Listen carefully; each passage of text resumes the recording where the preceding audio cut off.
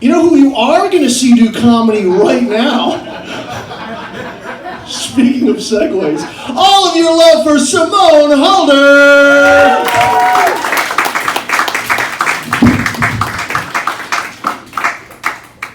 I'm good at my job.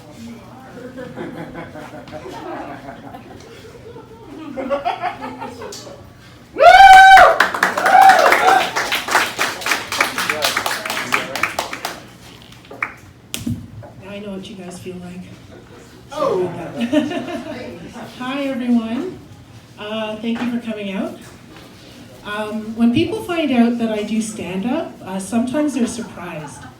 And they'll say things like, "Ooh, really? You do stand-up? But you're so shy, quiet, and reserved." And I just go, because shy, quiet, and reserved is what the shocked neighbor says about the killer that lives next door to them for decades to the news, you know? And I find it amusing because I haven't killed anyone yet. We should look at our relationships like working out at the gym.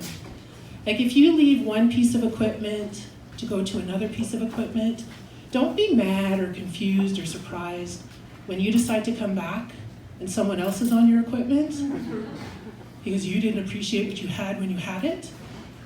And when you finish, wipe off your equipment. When is the best time to spring a kink on someone? I'm gonna say never, because I'm worried that I'm the kink, and it's happened. I've always wanted to be slapped around during sex by a beautiful black woman. That's great, Kyle, you kinky fuck. I can't even slap you because I'll be fulfilling your fetish. So I'm gonna poke you in the eyes instead. And ladies, we've all dealt with a Kyle at some point in our lives, right? Uses Magnum condoms, doesn't need to, you know? I don't have any kinks myself, unless fucking younger white guys is a kink. You know? What have you guys done for sex? Like, you know, do you remember that slogan, what would you do for a Klondike bar? But the Klondike bar is sex? Like, what have you done? I'll go first.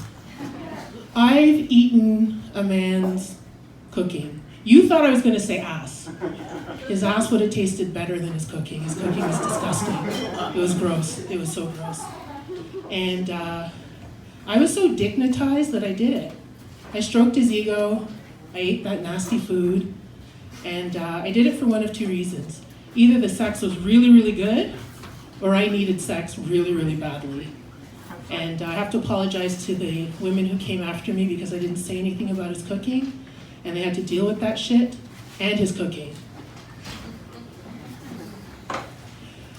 The most awkward part about having a post-baby body is the fact that I don't have any babies and I feel like I didn't earn it, you know? In case you didn't have eyeballs, I'm fat. And whenever I say that, there's always gonna be someone who goes, "Oh no, please don't say that, you are beautiful." And I'm like, bitch, I know, I said I was fat, not ugly, jeez. Jeez. God. And I do have a medical condition though. It's called bitch, put that pizza down syndrome. You know, my ideal weight is Sidney Crosby on top of me, but my goal weight is visible collarbones. But my weight's really not an issue unless I'm sitting on your face. But if you die, you die. That's, you know, that's the way it is.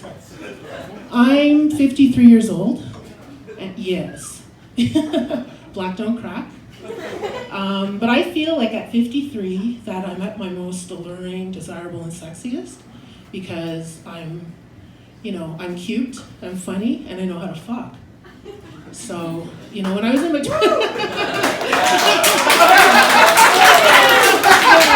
knew that had to get a better response. You know, I knew that had to get a good response. But like when I was in my 20s, even though I didn't realize it at the time, I was like hot, but I was like insecure and stupid, so it didn't matter. But if I could take my looks from my 20s and combine it with the experience, confidence, and dick enthusiasm of my 50s, oh my God. The world wouldn't know what hit it. Lock up all the men over the age of 18, you know, or my preferred demographics, you know, 30s. or that entire table.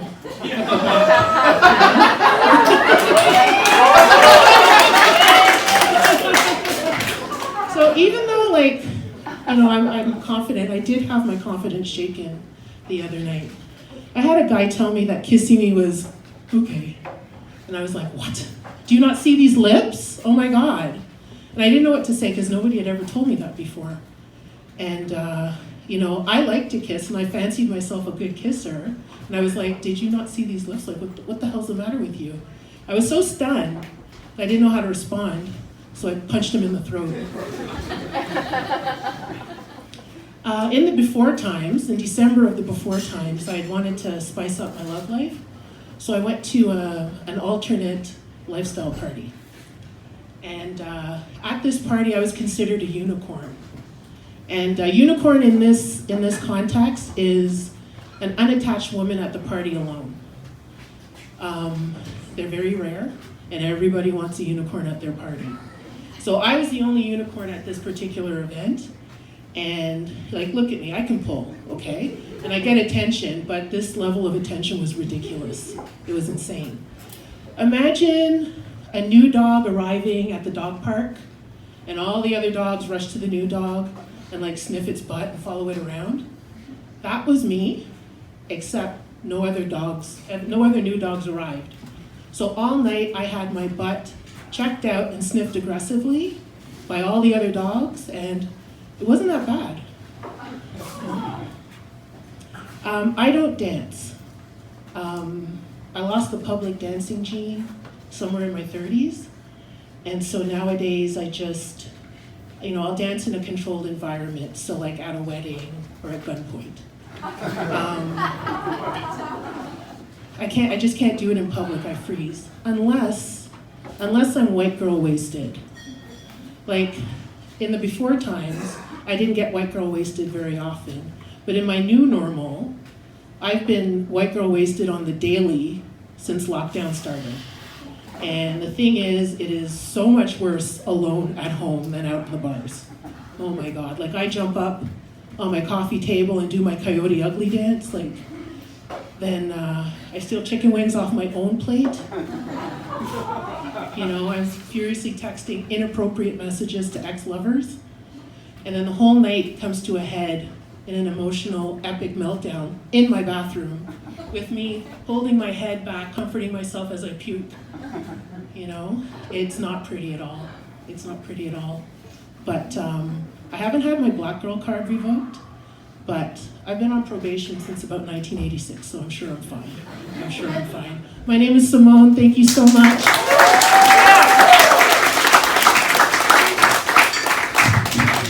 Simone, holler! Is this your mask? Yeah. Woo! That was fantastic. Are you guys ready to see your last comedy?